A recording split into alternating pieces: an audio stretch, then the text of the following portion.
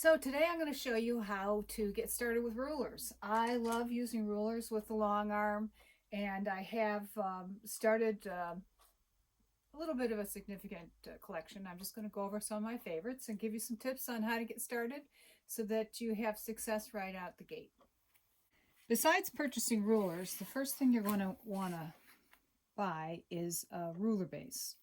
And that snaps right onto the front of your machine. You just kind of tilt it up a little bit and then push it in. So this provides a larger platform so that your rulers will be balanced and not kind of tilting over. So it gives you a much more stable work surface. I tend to leave it on all the time. Some people like to take it off. They feel like this interferes at times, especially on the sides, but I just leave it in all the time. The second thing I would purchase to get started with ruler work is a ruler foot. Now, our machine comes with a foot that you could use to do ruler work, but let's see if I can get in real close here so you can see the difference. So the difference between these 2 feet, this is the foot that comes with the machine, and you can kind of see that the ruler foot is much deeper. It has a cutout in the front and the side so you can visualize the needle a little bit better. But both of them, if you have the ruler up against the side of the foot, will give you a 1/4 inch seam allowance there. So you need the ruler base, and I would suggest getting a ruler foot. The ruler foot makes things so much easier because as you're going along, if you had a this shallower foot, you're more likely when it's hopping for it to hop over your ruler, your needle hit the ruler, and perhaps break your ruler or throw your timing off.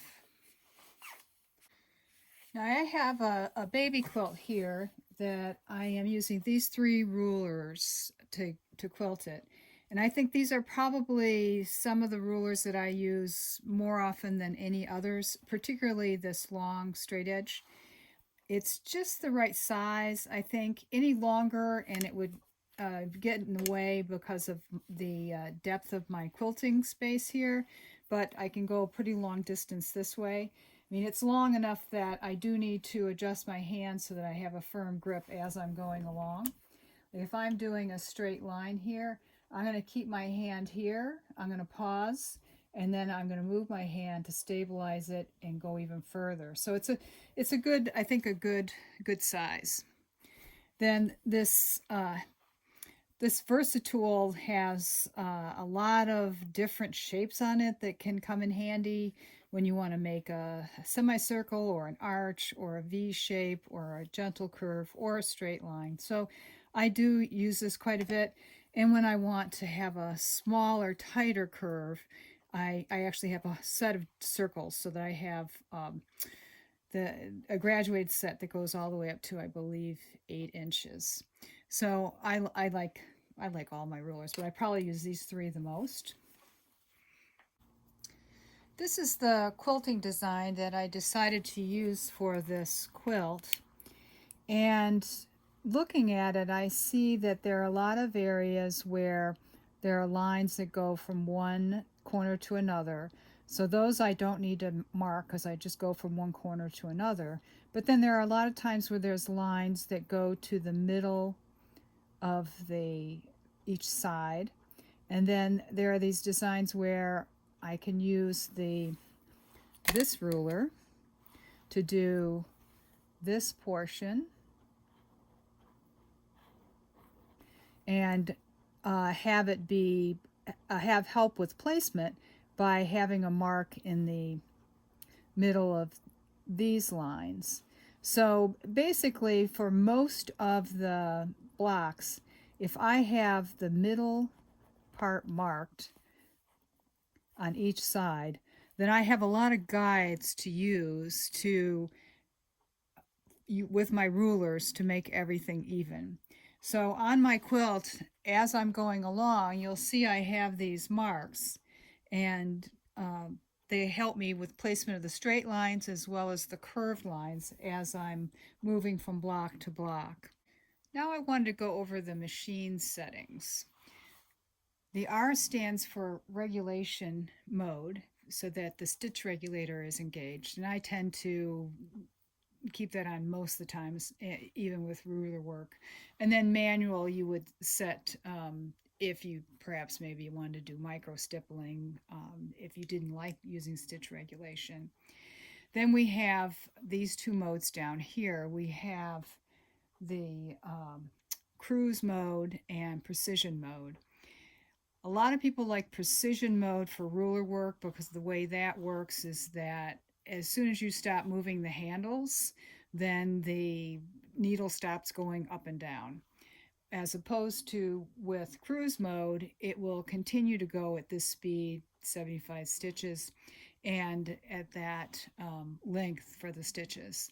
So I do, though, tend to use the cruise mode, and what I do is I keep my finger on the trigger, so to speak, on the start stop button.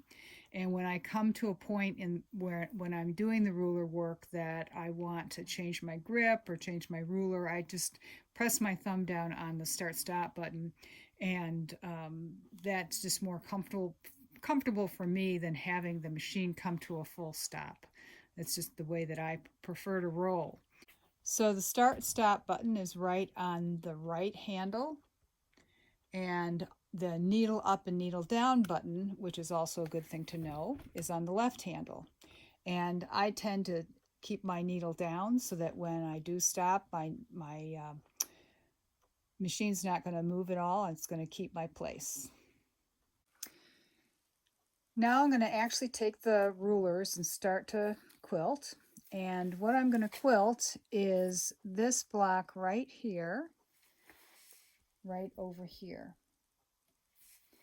And I start by putting my needle down so that I don't get any drift when I let go of the handles when I'm moving my rulers. And I would say that when you start, particularly when you start to use rulers, you should realize that rulers are to improve your accuracy, not so much to improve your speed. With repeated use and proficiency, you will get faster, but you'll get much better results if you start slow.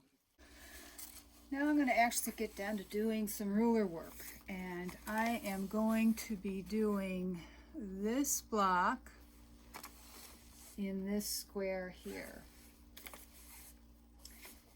So I'll consult my block picture, and I have previously put marks on the halfway points of each side except for the outermost ones. I need to put a reference mark there. And the first thing I need to do, looking at my schematic, is I need to travel over to this mark and do a line here and then a line there, and then come over and go this way and that way. So I know that I'm going to have a V that goes like this, so I need to know the midline here. So I'm going to make a mark ahead of time there. All of these marks will come off once I iron the quilt. So I'm going to travel over to here, then I'm going to use my ruler to go here, here, travel there, and go like that. Make a V.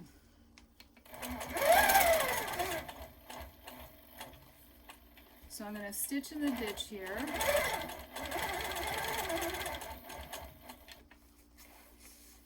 And I would say that, at least for me, I started out doing quilting with a domestic machine, and I think it is a little bit easier to quilt in the ditch on a domestic machine.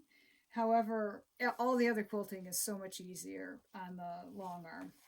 So I've got my ruler here now, and I know that between the needle and the ruler is about 1/4 of an inch. So if I want to hit this point right here, I have to have the ruler over about 1/4 of an inch. If I put the ruler right on that spot, it's going to land 1/4 of an inch beyond it. Right on the money. And now I want to come and go to this line here, so I'm about 1/4 of an inch away from it. Then I'm going to stitch in the ditch across here.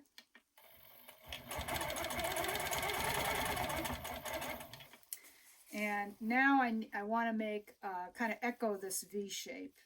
And I have previously put this painter's tape on here to remind me how wide I want that V to be, on which line that I'm going to have it matched up. Like, I don't have the painter's tape all the way across, but I know that the painter's tape is on my line that I want, that defines my width here. So I know it's this line and not this one or that one.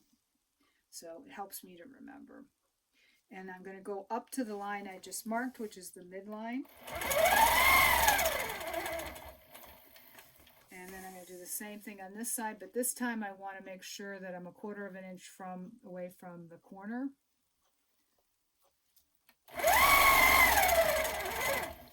So there, I got my V. Now I need to put a petal in here.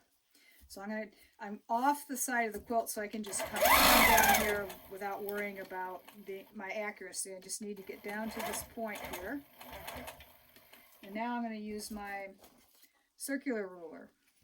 And again, I'm going to shoot for having the ruler about 1/4 of an inch away from my point that I want to sew to.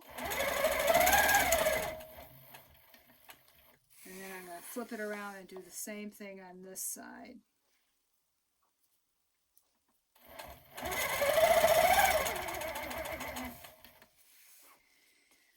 That's good. What I didn't mention when I was using this ruler is that when I'm using it, I spread my hand way apart so that I'm not going to have any rocking of the ruler at all. It's going to be stable. And if I can't get that feeling of stability, I'll stop the needle and I'll move my hand and then start up again. You don't want to be stitching where you're using your ruler as a guide and the ruler's not stable, because the ruler will move and your stitch line will not be good. So I'll show you what I just stitched. So this is what we just did right here. Is it perfect? No, but it is a baby quilt, and babies don't care. And mommies don't care as long as they get their baby quilt while their baby's still a baby. Now, if this were a competition quilt, of course, you wouldn't want to see these stitches here. And I should have had the point of the paddle away from the 1/4 inch seam here. But I am doing this as a demo quilt while making this video. And like I said, it's a baby quilt. And I want to get it done for the new baby coming in our family. And here's the end result. The new baby quilt for our new grandson, our first grandchild, coming very soon.